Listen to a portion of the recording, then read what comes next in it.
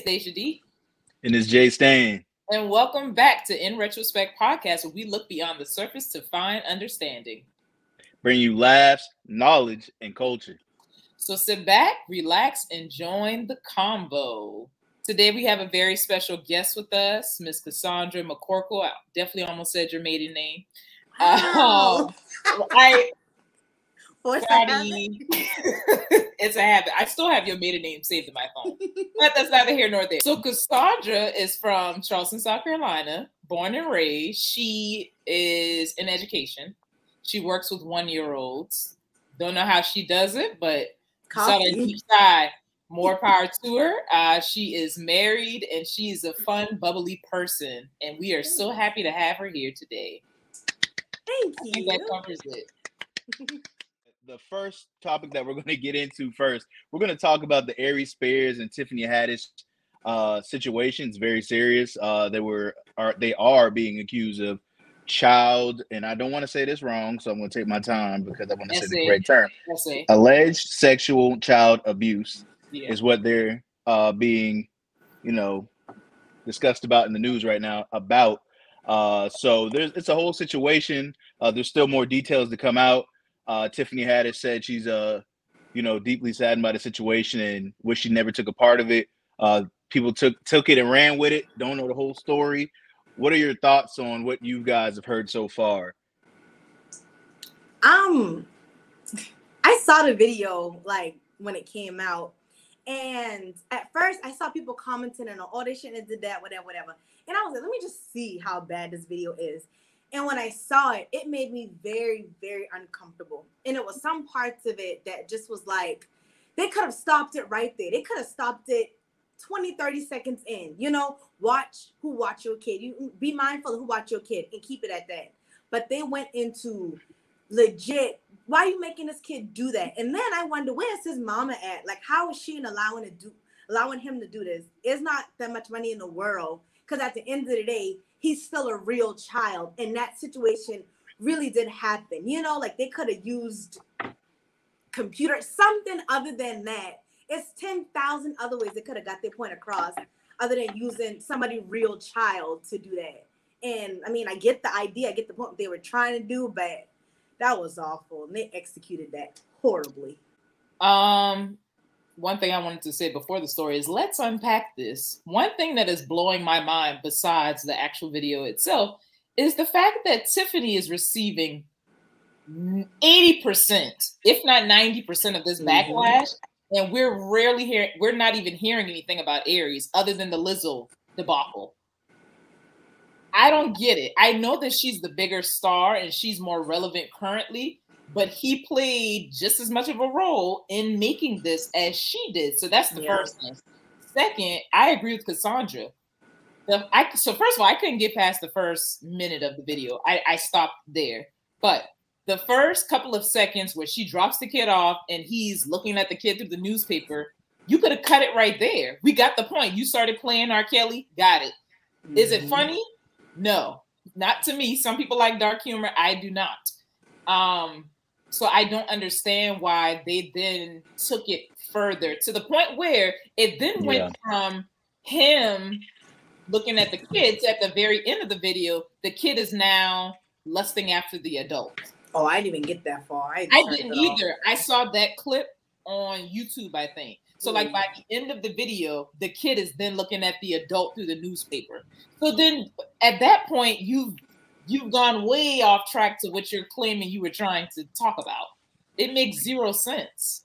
I don't know what, her financial is. I don't really be watching folks' pockets like that. I'm just assuming that out of everyone involved with it, she more than likely is the most better well off than most that are involved with the situation. So usually when cases arise, you go after the biggest person. So I'm just assuming that that's possibly what is attributing to her getting the blunt of the blame. Aries Spears did speak out today, and it was interesting. He said he can't speak on it a little bit or too much because of what happened. And he basically was just talking about the folks. It was a shakedown is what he called it. He said this whole situation was a shakedown. He said the folks involved with the situation had accused the whole police department of touching the child or whatnot. More facts are to come out. The whole situation is disturbing to me personally. I just don't understand. It's like nobody. There's at the end of the day, nobody wins from this situation. Like, even if you are to obtain money, somebody is still emotionally scarred, traumatized, or somebody is not going to walk away from the situation right. Nobody is going to walk away from the situation the same way they were, because it's just really disturbing. It's just like, it really makes you think, like, you know, dark humor is out there, of course. It's not everybody's cup of tea. It's not my cup of tea personally, but people try to do stuff for laughs, and it just goes too far, and that went way too far. Like, somebody posted it on Funny or Die. Funny or Die found that and took it off. They're like, we don't want no parts of that. Oh no, we don't want no parts of that. Are there any more comments on that situation? I know it's kind of rough. Topic to start off with. Alrighty. We're gonna move along. It is Suicide Prevention Month. We're gonna just talk about, you know, make sure that if you're out there and you're feeling any type of way, just to make sure you go out there and you get the help that you need. There have been many cases with folks that have committed suicide so far this month. I don't want to start naming out names. There are several folks, even folks that may not be big named, well-known folks that are all around the world that are dealing with depression as well as suicidal thoughts. Just want you to know that, you know, there are people out there that do care about you. If you don't have folks that you feel as if though you are comfortable with, please reach out and ask for help. There are hotlines, there are numbers, there are websites that you can reach out to. Please be mindful. Please reach out and please do that. Any thoughts, Cassondra or Dashia? The only thing I would say is to I don't want to say correct our language, but to change our language a little bit. So we don't want to say commit suicide, because then it's pairing it with like the religious stuff. So instead we try to say die by suicide. Wait, can you explain that? I don't know what that means. So some religious people look at suicide as a sin, and you don't want to, I don't know the right word, like you don't want to paint someone in a bad light, because for someone to want to harm themselves in that way, they had to have been going through a really dark time. And so you don't really want to paint the language as if they did something that was a sin that was so horrible. Like, it is sad for their loved ones, and it's sad for them, but you really don't know what someone is going through internally. So that's it. Yeah, and be mindful too. Just because folks are smiling doesn't mean that they don't have stuff going on, of course. So always check on your friends. Bottom line, check on your friends. Some people, it's easy to kind of get in your feelings, like, oh, but she ain't talking to me or she ain't texting me, and just kind of block the person off. But it takes that person to say, oh, well, that's not like this person. Let me see if this person's okay. You don't got to baby them, but, you know, mental health is very important. And that person might feel like, oh, yeah, I closed myself off because I don't want to be here. So, you know, just be that comforting person and be patient with people, especially if you see their behavior is a little off or different than normal. If someone, because I have had several people call me when they were about to harm themselves in some kind of way, because I used to work in crisis and on a crisis team, so that was my job. But B, there were some people in my personal life who just were at their wits' end. And in those situations, if that ever were to happen to you, try to get try to text somebody else and stay on the phone with that person and contact 911. Most people know that, right? Or mobile crisis. No, people don't know that. I think you should keep this in. No. I was going to say, because most people know 911, but they don't know their mobile crisis number. That's what I was about to say. Yeah, it's separate. So call 911. That's the easiest thing to do. But if you just so happen to know mobile crisis number, stars for you, and call them so that they can get to that person immediately to get them some help. So that would be my only other tip, because I know some people freak out like, oh no, just try to stay calm, talk to them, see if they have access to any kind of weapons, like ask them what their plan is. By asking them those questions does not mean that you're encouraging them to go through with the act. You're making them think about what they're doing and actually think about, oh, so did you really think this through, or is this something that you really want to do once you talk it out? It's like the main thing, like if you say it out loud, then it's actually like, what am I doing? Right.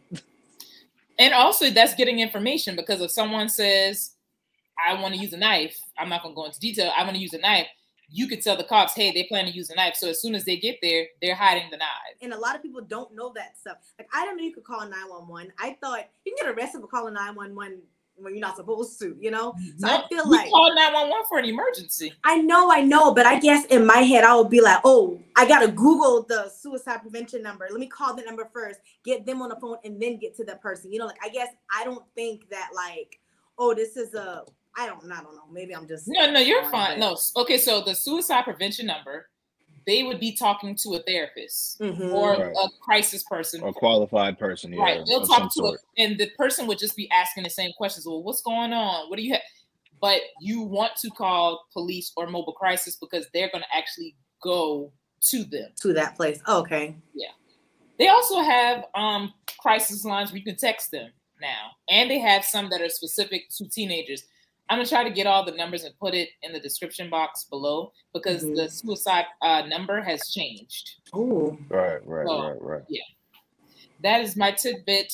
My social work hat is off. Now we can go into the episode. So we are going to do a 2-part series called Body Work. On our last episode, which y'all are really enjoying, Aries Spears has some comments to make about Lizzo and her body. He didn't want to talk about she looked like some mashed potatoes, but moving along. He had a lot of comments about her body, but he wouldn't be the first to have comments about Lizzo and women that look like her or men that look like her. I think fat phobia, fat shaming is just something that people do. Body shaming is something that people do. And so we thought it would be interesting to bring some folks on who have had their own challenges and who have chosen to do something about it, however that looks for them. So that's why we have brought Cassondra on. Now, Cassondra, you recently got surgery, right? 2 weeks and 2 days ago. Really? Yeah. It seems like it's like just happened. Okay, so what type of surgery did you get? Called a gastric sleeve. Basically what they do is they cut off the majority of your stomach. So when they do it at first, initially it's the size of a hot dog, and then over time it's gonna stretch out to the size of a banana, but it can only hold maybe 3 or 4 ounces of food, fluid at all ever. And so the point of that is to, manage and control weight loss and, encourage healthy eating habits and stuff. And so the doctor will say, eat a lot of proteins first. See, even like right now, I can't have any veggies, any fruits, because they want me to eat as much protein as possible. And then if I'm still hungry after, then eat fruits and vegetables. But that's 8 weeks out. So I'm only on week 2. And right now, well, you had to do the liquid diet though for a month. Yes. Let me tell you about the liquid diet. Yes. Okay. So I went to Dr. Washington at East Cooper Medical Center in Mount Pleasant, South Carolina. And so they go by your BMI. If your BMI is higher, you'll do it 3 weeks, and it kind of goes from there, 1, 2, or 3. My BMI was 60. A healthy BMI is 18. That's all right. We're getting it there. So I had to do the 3 weeks liquid diet. And so the point of the liquid diet is to shrink the liver. And what I didn't know is your liver actually sits on top of your stomach. And so when they had to do the surgery, they used this tool to lift up your liver out the way so he can actually cut the stomach and pull it out. And so the 3 weeks liquid diet was literally protein shakes. In fact, I got one now. Little protein shakes. I had to drink 4 or 5 of those a day. Water, broth, and sugar-free Jello. And that was it. And for 3 whole weeks. And the first 3 days was hard. I'm not going to lie to y'all. Like, I legit wanted to cry. I wanted to quit. I literally was like, why am I doing this? It's not worth it, And then it did get easier. And then by day 20, I was frustrated and annoyed again. But at the end, you do think about what's your end goal here. Kind of want to take a step back. Of course. I want to know, what was your relationship with food leading up to this point? Okay, so let me start by saying, and I'm blaming nobody, my family, but my whole family, we very plus size, we very thick, like we don't have an issue eating. And I think our issue is we ate all the time. You happy, you celebrate, let's go to a buffet. Or you sad, you just had a breakup, let's get some ice cream. You know, it just was like food was there for everything. Happy, sad, whatever. You know what I mean? And so it just was kind of there. My issue was I always eat when I'm bored. And that's one thing that I had to mind, because even I notice I eat more when I'm at home. And sometimes I'll be at work and I'll say, you know, well, I'm not really hungry, or a Saturday and I'm in the kitchen, you know, that, and also I didn't really know portion sizes. So like you'll get some chips in a bowl and, you know, that's just supposed to be how much you're eating. But I'll stand in the cabinet eating the bag of chips, figuring out what else I'm about to eat, you know, like it just was kind of. It's not just you. It's not just you. Everybody does it. And also when you did hit on talking about, you know, your family aspect of it, yes, there's a lot of stuff that and within families are extremely hereditary. Like I have a family that's big on my father's side, of course, and I definitely have that gene. I'm not no small individual. But I will say though that with society, that every time someone has accomplished something in any form or fashion, what is the thing that we do when we celebrate? Well, even at a funeral, y'all ready for the repast? Who got the food? Right. Who got the meatballs? So everything. So Cassondra, I completely understand what you're saying. It's just a societal staple, really, because but even culturally. Yeah, culturally too. Yeah, culturally, food is always involved. Well, not only food is involved, but it's the type of food that we are eating. I mean, let's just be honest. Yeah. I saw a comedian say, like, yeah, Black people, our food tastes good, but white people are outliving us. It's because we make something and we sprinkle death into it. And it was hilarious. When he said they said we said we sprinkle death into it. And it's not funny, but it was funny. It's serious, and it's the truth. It's like we take, but that's stemming all the way back to slavery, right? They gave them the scraps. And what do? We got to make this taste good. And so what do we say? Sprinkle until your ancestors tell you to stop. Sometimes I can right. Sometimes stop. We gotta be careful with that stuff because it's a lot of salt and a lot of sugar and a lot of things that it's not gonna be helpful for us, right? And like Justin said, some things are hereditary. What are some things that you wish you would have known before you went and, you know, got your procedure done? It's way more mental than physical. So I always thought that I'm gonna just say this, and y'all watch that show, My 600-Pound Life. Yeah, it makes my stomach hurt.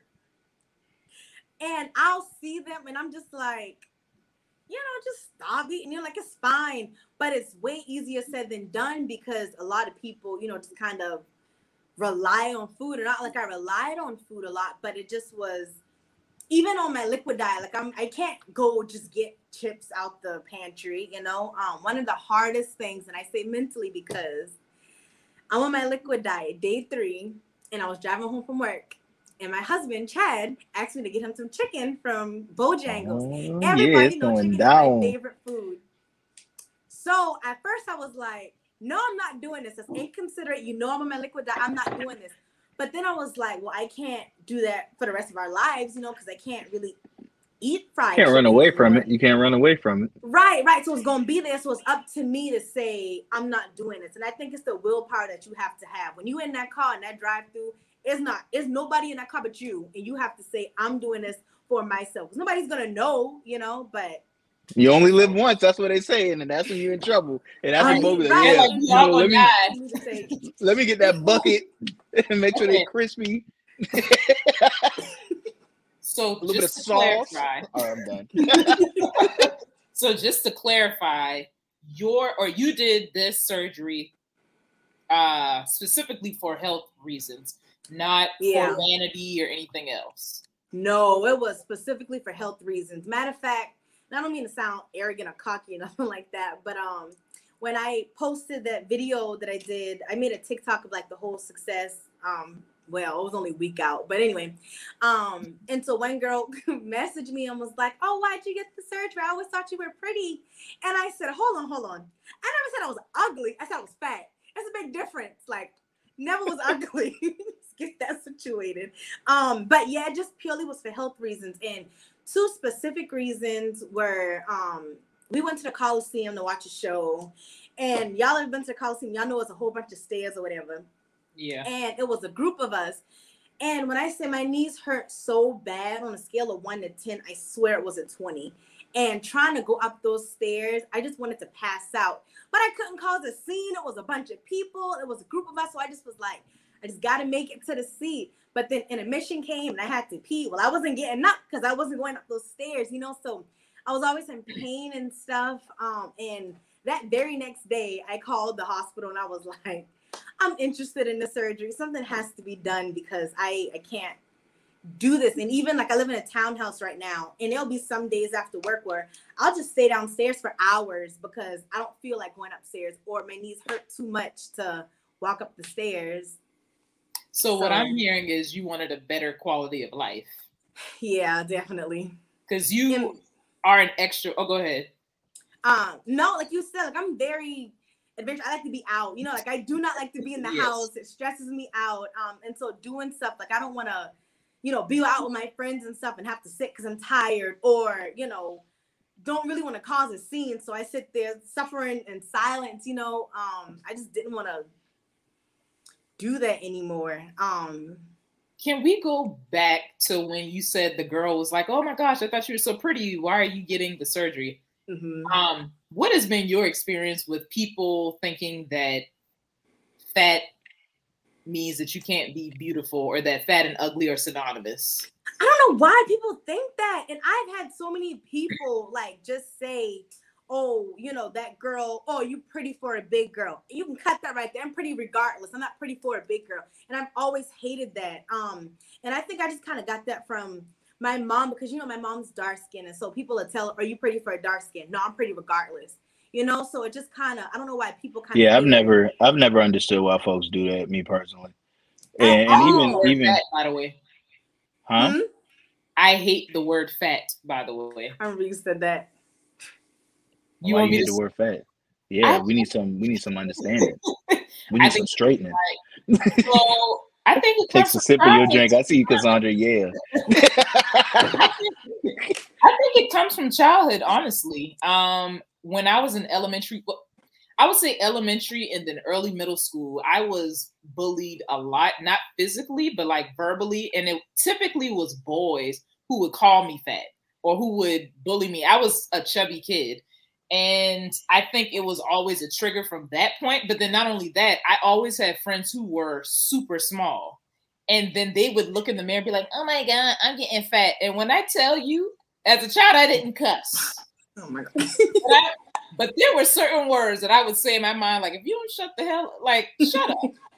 You this big. Where you fat at? So it would irritate me. So I think it just manifested itself as I became an adult. Now it's not as bad, but I still don't like the word.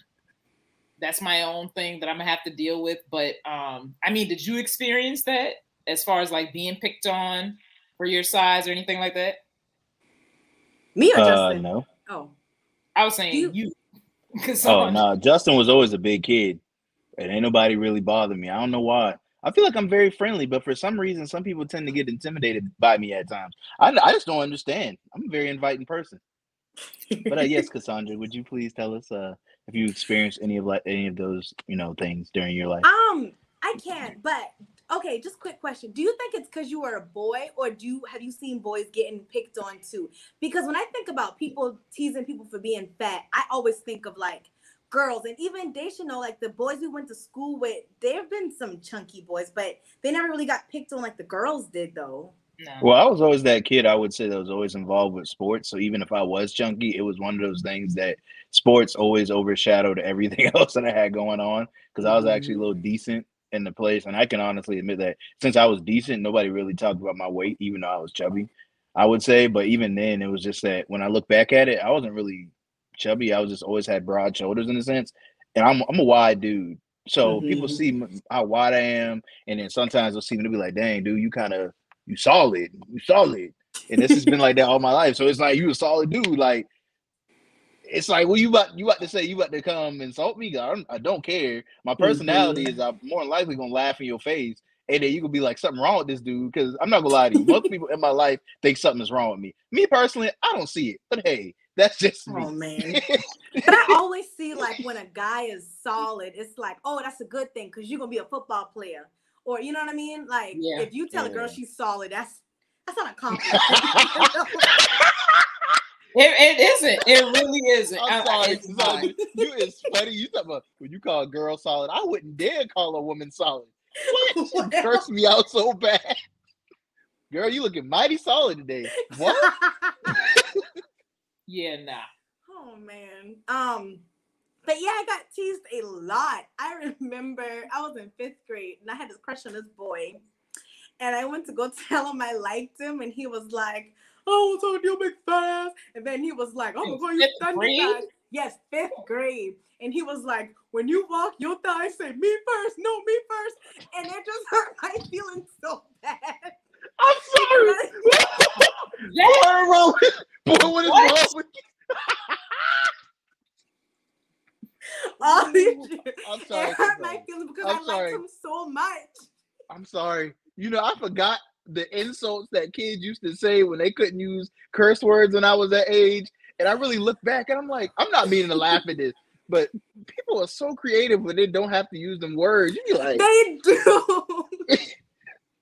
Lord. But I will say this as well, Cassondra, I was curious to know, and why do you think that folks always are bashing folks getting, you know, any procedure of any sort? Why do you feel as if though folks are doing that?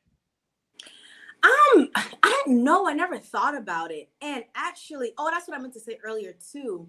When I did post my video, don't you know, I had 3 people in my inbox on Facebook saying, "Oh, I got the surgery too, but I was just too ashamed to say something, or I was embarrassed, or people was gonna look at me different." And it just made me feel some type of way. Like, as a society, why do we have to do stuff and then hide it? You know what I mean? Like, what is so bad about it? Yes, I got the surgery. Oh, well, no, I didn't lose weight on my own. But guess what? It's off. No matter how you get there, you know, like it's the same result at the end of the day. I don't know. Maybe it's like a pride thing. People feel like, oh, I have to do this on my own. I don't know. I've always had that question too. To be honest, as somebody, okay, so before knowing people who had weight loss surgery personally, I used to think that is that an easy way out. And I think a lot of people think that, but then having conversations with you and you're saying things like it hurts to drink water, I'm like, well, that ain't easy. No. I can't imagine not being able to crunch something for a month or 3 months. I can't imagine. So it's not an easy way out. It's a different method. Mm-hmm. And if it works for you, it works for you. Yeah, but you can and it's crazy. So I personally haven't had any, at least not to my face, tell me it was the easy way out. But my mom had gastric bypass surgery back in 2007. And when she was, you know, I would say growing up, but after she got it, people did say, you're right, Dacia, it was the easy way out. And so I guess that's a big reason why people are ashamed to say it. But it's not easy. Like, it's so hard. And it's so many steps that you have to go through even to get approved. And you got to get a psych eval. And you got to talk to a dietitian. And it's so much. And also, it's for life. It's not something you can be like, all right, I'm done. I did this month. And I can go back to doing what I want to. Because your stomach is going to be the size of a banana. And you try to eat the way you were eating before, it's going to come up. And you will never be able to eat. Even now, drinking water, like I have to sip. So I can't fully go, or I'm going to be in pain. I'm going to have gas pains. It's going to be, you know, like everything is going to hurt. I'm still on pain meds now. So it's definitely not easy, but it's worth it. And even even though you had the surgery, it doesn't mean that once you're able to eat solids, you can wild out and go to Golden Corral and do whatever you want to do. And yeah. You can't do that. You can't go to finger licking. Don't do it. Because if you mess up after that surgery, ain't no going back. Ain't no go back on the table. Your body all like this here now. Don't be walking. Let me stop. I'm gonna stop because see, I'm about to sound like Aries Spears in a minute. Let me stop, Lord. I'm sorry. Please no. But yeah, you can't even drinking alcohol. So everybody knows I love my tequila, but the doctor said when you drink at home, at least to start, because even a shot can take you over the legal alcohol limit. because your stomach is so small, it absorbs it immediately, and you will be pretty much drunk. It was people, I'm on this, support Facebook group, and girls were saying that you could drink anybody out of a house, and now they can't barely finish a Smirnoff Ice, so like little stuff like that. So it is changes for life. Who are you talking about, Cassondra? Who are you talking about? Speaking about support, how can your friends and family show up for you post-surgery? I think the biggest thing is not being upset or getting offended if I come to your house and can't eat everything. And I don't know if it's like a Black person. I've just never really experienced, going to eat in my people's house. But I think a lot of times, not like I know. Go ahead. Especially older people, they get real offended if you come to the house and you don't want to eat. And it's like, oh, you won't eat from me? You think you too good to eat my food? And it's like, then you have to then explain, that's not true, I had the surgery. And then people saying, oh, well, it's fine, you could just eat this or eat a little bit, just kind of like respect. And not just me, whoever had the surgery, respect when they say, I'm full. If we got to dinner and I take 3 bites and I'm full, I'm not rushing you, or I'm not, aggravated. I'm just full. I can't eat anymore. Or if I don't want to take 5 and 6 shots because I'll be tore up, just respect that. Like, I can only take a shot and be done. Right. Respectfully. Respectfully. How do you feel emotionally post-surgery? Emotionally, I feel fine. I actually feel really good because I got time off work. I think that's the biggest thing. Everybody that knows me, like they said earlier, I work with 1-year-olds, and it is a lot. And actually, I'm just being real honest here. I am very, very hesitant and worried about going. I go back to work next week, Tuesday, but I'm still on medicine. I can't bend, I can't lift, and I work with 1-year-olds. So I'm like, what am I going to do? And so when I was talking to the doctor, she said she got the surgery when she had small kids. So she said, try to roll them up your leg and then have them come to you. But I'm like, it sounds good in theory, but they can be stubborn. Kids. Right. And when they lay down on their back, what you want me to do? I can't bend to pick you up. And I do have a co-teacher, but we got, 10 kids. And I know it'll be, it'll work out. But that's just my biggest concern right now about it. Most certainly, Cassondra. Yeah. And that is a major thing to be worried about. But I think it's all gonna work out as long as as long as you're mindful of what you can handle and what you can tolerate. That's the main thing. And you just make sure you let everyone around you know what you can tolerate and take.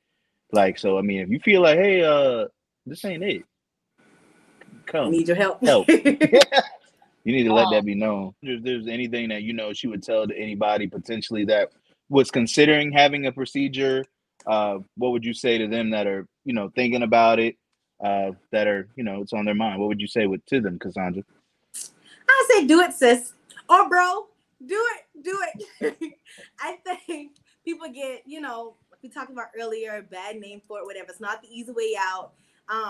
Do it. I feel like the doctor did a great job of explaining, how we gain weight. And I'm not going to go super deep into it, but he said it kind of goes back to caveman days when we had to wake up, we had to go hunt for our food. And back in the day, it wasn't as much food as it is now. So when you do diet, it's easy for some people to lose weight. But when you do start to gain weight, your body goes into starvation or survival mode. And it's like, oh, we didn't get food that whole time. I'm going to store everything. So when you do diet and try to lose the weight, your body does what it's supposed to do, and it stores more weight. And so you ended up gaining more weight than you lost before. But it's a lot of courses, education courses we have to take before we get the surgery. You have to fully understand exactly what you're doing. But I say do it only if you're mentally prepared. I think that's the biggest thing. Make sure that you can handle not eating like you used to. And then that's why we have a psyche valve. And if you are addicted to food, the other thing they said is they worry about addiction transfer. So people who are addicted to food, they can't eat anymore. So are you going to be addicted to alcohol now? Are you going to be addicted to drugs? Is it going to be, something other than food? And that's why they tell you to do the psyche valve, but also stick with the therapist if you need it too after. So See, do it. Make sure you're mentally ready. Talk to your therapist. Go for it. Can they consistency? Consistency. I'm sorry, I said to lay out. I'm sorry. I was gonna say, can they add you on social media if they have other questions? Yes. Let me look at my TikTok name because I don't know it. Oh wait. Okay. Okay. It's at Love LOVE Shay SHAYY 22. And my name on Facebook is Cassondra with an O.